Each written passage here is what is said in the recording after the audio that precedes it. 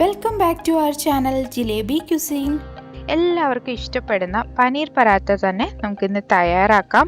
ഇത് വളരെ വേഗം തയ്യാറാക്കാൻ പറ്റും. അതേപോലെ തന്നെ കറികളൊന്നും ഇല്ലാതെയും കഴിക്കാൻ വേണ്ടിയിട്ട് നല്ലതാണ്. ഒരു പിക്കിളുണ്ടെങ്കിലോ തൈരുണ്ടെങ്കിലോ കൂടെ നിങ്ങൾക്ക് ഈ പരാത്ത ആസ്വദിച്ച് കഴിക്കാം. അപ്പോൾ നമുക്ക് തയ്യാറാക്കാം. പരാത്തയ്ക്കുള്ള മാവ് തയ്യാറാക്കാം. ഞാനിവിടെ ഒരു 3 കപ്പ് ആട്ട എടുത്ത് വെച്ചിട്ടുണ്ട്. ഇതിലേക്ക് നമുക്ക് ആവശ്യത്തിനുള്ള ഉപ്പൂടെ ഇട്ട് കൊടുക്കാം. എന്നിട്ട് ഒന്ന് മിക്സ് ചെയ്ത് കൊടുക്കാം. എന്നിട്ട് ആവശ്യത്തിനുള്ള വെള്ളവും കൂടെ ഒഴിച്ചിട്ട് ചപ്പാത്തിക്ക് നമ്മൾ കുഴച്ചെടുക്കുന്നത് പോലെ തന്നെ കുഴച്ചെടുക്കാം. ഞാൻ നോർമൽ വെള്ളം തന്നെയാണ് ഇവിടെ മാവ് കുഴയ്ക്കാനായിട്ട് ഉപയോഗിക്കുന്നത്. മാവ് ഇവിടെ തയ്യാറായിട്ടുണ്ട്. അപ്പോൾ ഇത് നമുക്ക് സൈഡിലേക്ക് അടച്ചു വെക്കാം. ഇപ്പം പനീറാണ് നമ്മുടെ ഇവിടുത്തെ സ്റ്റഫിങ്. അത് ഒരു 340 ഗ്രാം പനീറുണ്ട്. നമുക്കിത് ക്യൂബ്സ് ആയിട്ട് ഇങ്ങനെ മുറിച്ചെടുക്കാം. ഇത് ഫ്രിഡ്ജിൽ നിന്ന് നേരിട്ട് എടുത്ത് വെച്ചിരിക്കുന്ന നല്ല തണുത്ത പനീറാണ്. അപ്പോൾ നമുക്കിത് മിക്സിയുടെ ജാറിലേക്ക് ഒന്ന് ഇട്ട് കൊടുത്തിട്ട് ഒന്ന് പൾസ് ചെയ്ത് എടുക്കാം. അപ്പോൾ നമുക്കിത് നല്ലതുപോലെ പീര പോലെ കിട്ടും.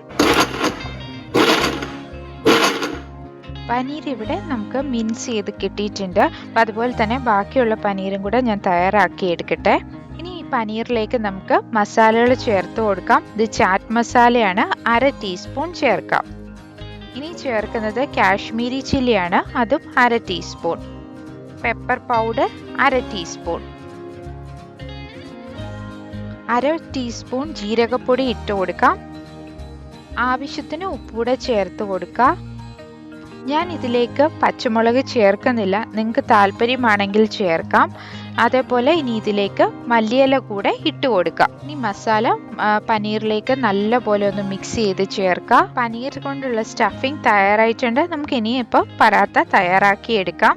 പറാട്ട പൊട്ടിപ്പോകാതെ തയ്യാറാക്കാനായിട്ട് ഞാനൊരു ടിപ്പ് പറഞ്ഞുതരാം. ആദ്യം തന്നെ ഇതുപോലെ ചെറിയൊരു ഉരുള എടുക്കുക. എന്നിട്ട് അതൊന്ന് പരത്തിയെടുക്കുക. മാവ് പരത്തുമ്പോൾ ഒട്ടിപ്പിടിക്കാതിരിക്കാനായിട്ട് ഇതുപോലെ ഒന്ന് ഗോതമ്പ് പൊടിയിൽ ഒന്ന് മുക്കിയെടുത്തതിന് ശേഷം പരത്തുക. നിങ്ങൾക്ക് ആവശ്യമുള്ള അത്രയും സ്റ്റഫിങ് അതിലേക്ക് വെച്ചു കൊടുക്കുക. എന്നിട്ട് ഇതുപോലെ കൂട്ടിപ്പിടിച്ച് ഇതിനെ ഓരോ സൈഡായിട്ട് ജോയിൻ ചെയ്ത് അതിനെ ബോൾ പോലെ ആക്കിയെടുക്കുക.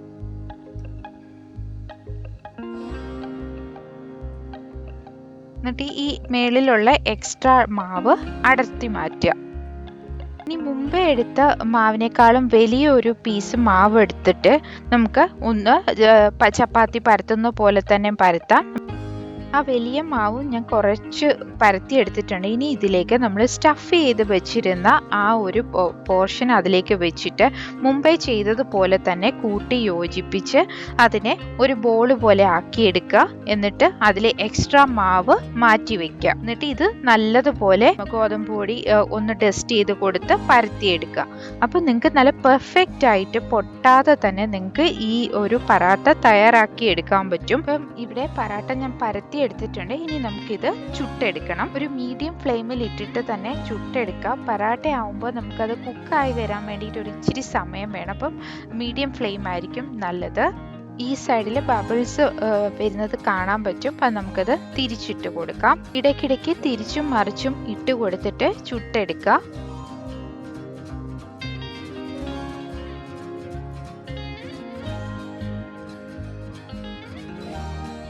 ഈ പറാട്ട ഇവിടെ കുക്കായിട്ടുണ്ട്. അപ്പം നമുക്കിത് ഇതിലേക്ക് കുറച്ച് നെയ്യ് കൂടെ ചേർത്ത് കൊടുക്കാം.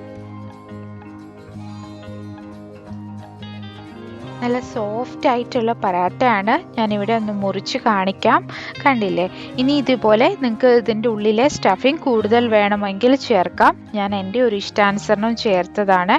അപ്പോൾ നിങ്ങൾക്ക് ഈ വീഡിയോ ഇഷ്ടപ്പെട്ടെങ്കിൽ ലൈക്ക് ചെയ്യുക, ഷെയർ ചെയ്യുക, കമൻറ്റ് ചെയ്യുക. അപ്പോൾ വീണ്ടും ഒരു വീഡിയോയുമായി കാണുന്നത് വരെ ബൈ ബൈ. Thank you.